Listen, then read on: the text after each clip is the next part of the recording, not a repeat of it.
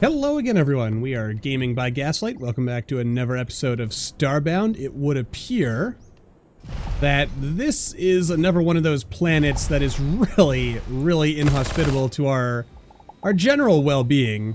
But hey, we're gonna stick it out. This is also apparently a planet with really soft ground. Really kind of makes you wish you were using a somewhat less tough,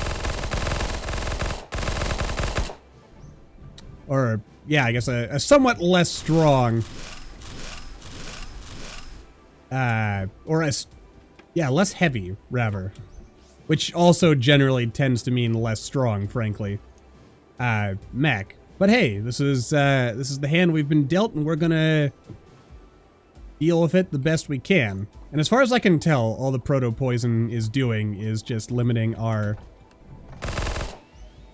ability to actually I think it just lowers our health. I don't think it really does anything other than that, though I could be wrong.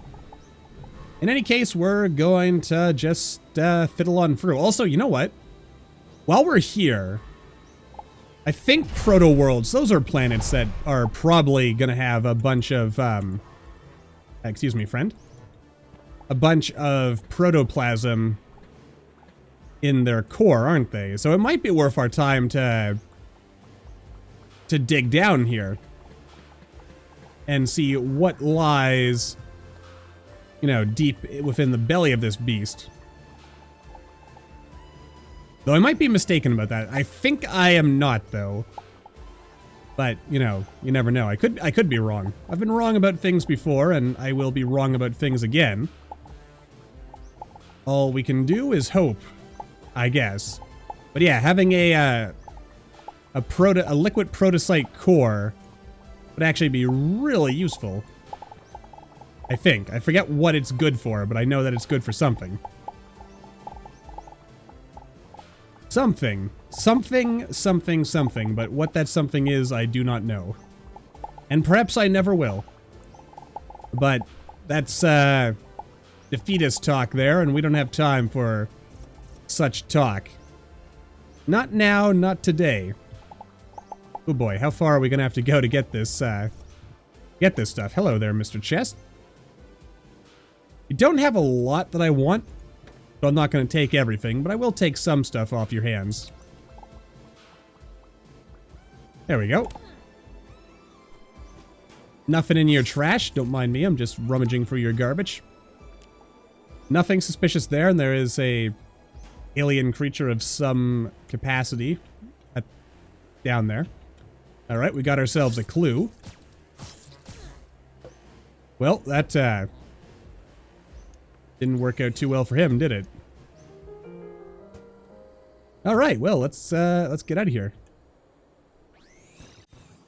Alrighty then, onwards to the next planet, I suppose, which is actually the frozen moon of this larger planet. Works out rather nice, doesn't it? Ah, yes, good times. Alright, we better pump the energy of this thing back up. Because it's getting... oh dear. Alright, what's happening to you, Mr. Mech? Appear. Most unfortunately, it would seem to be, oh, that's taking a really long time to dig through. You know what? I don't have time for that. Let's instead make our way over yonder. Oh boy. That was quite the leap. Alright, there we go. Well, what is this made out of? This is ridiculous. I mean, oh, it's permafrost. That would kind of explain things.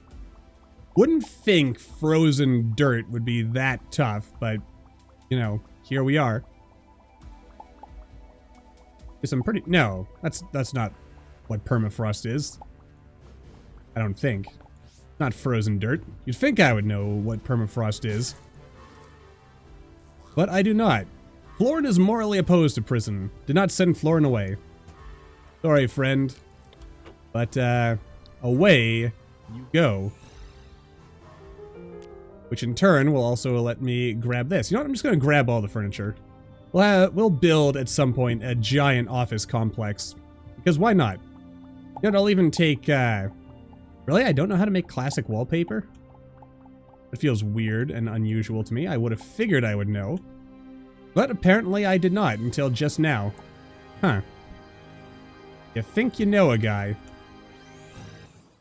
I mean, unless all my blueprints and stuff have been reset at some point. I'm pretty sure I've used those before. What is this? Florin Ixaling grounds. Well, if we weren't already doing quests, I would probably head on over there. But, as we are busy with our bounties right now, we'll leave those be. But as I have suggested before, we probably should consider breaking things up by doing other quests. And ooh, what is this? Giant purpley planet. You know what, let's actually take a quick stop and... Oh, it got a lot less interesting when we got closer to it. I mean, it's still interesting in its own way, but not as interesting as it was. What is this? Another proto world? Oh, right. I was talking about going to the core of that last proto world. You know what? We'll do that another time. We'll get some kind of super mining laser and just drill straight to the core. Alright, but another civilized planet that may or may not decide to try killing us. Speaking of civilized, this is a planet that I believe... Or this Mickey, I believe, is... Yeah, it's, well, whatever it is, it's got a lot of health. No, my... Damn you stupid things, and damn me for, foolishly, someday. Guess we have to go to much higher level worlds, or I just need to get this armor off. One or the other. Frustrating, isn't it? It really, really is. Also, much, to my concern, I feel like there is a draft coming from somewhere, and I don't remember leaving any windows and or doors open to the outside. You know what? Don't think about it too much. Because I'm pretty sure there is. I don't remember, but... Yeah. I mean, either that or maybe my house is haunted and there's some kind of ghost swirling around at my feet. I mean, why would a ghost do that? Why not? I mean, if I was a ghost, I'd probably do weird things just to mess with people. Because surely being dead, you know, and being an intangible spectral entity has got to get boring after a while. You know, once the thrill of it's like, hey, I'm dead, but I'm not gone. I'm still floating around here. You know, once that initial novelty wears off, I imagine being a ghost would actually be pretty boring because it'd be really hard to interact with the world, and then you'd probably go insane, and that's that would be why hauntings are a thing, or you know, something to that effect. That's the story I'm going with, anyway. To explain ghostly supernatural behavior. They're just bored. Which, you know, that's pretty much the reason why humans do anything and everything. So we shouldn't be surprised. Also, wow, I filled this up really fast. What do I want to get rid of? Probably the gold. That's easy to obtain. Same with this. We'll just do that. I'll have to empty out my inventory at some point. But in the meanwhile, blues it is.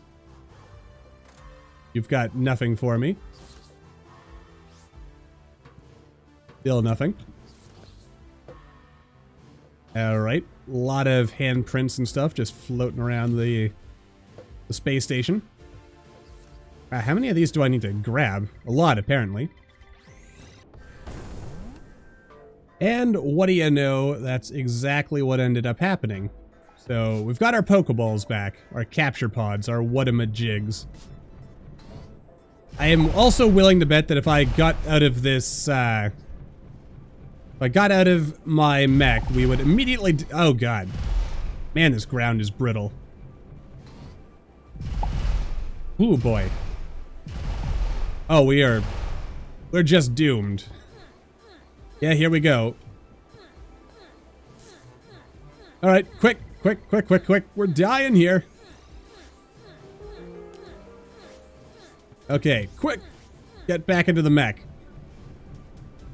All right. And there's very definitely treasure there. But I can't do much about it.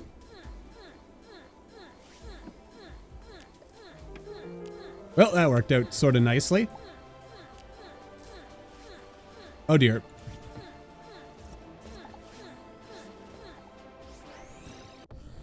But, you know, that's just sometimes how these things end up going down.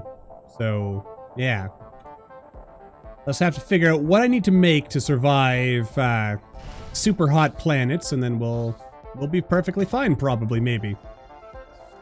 Alright, let's go get Longwire the Mangler. That's a very impressive name.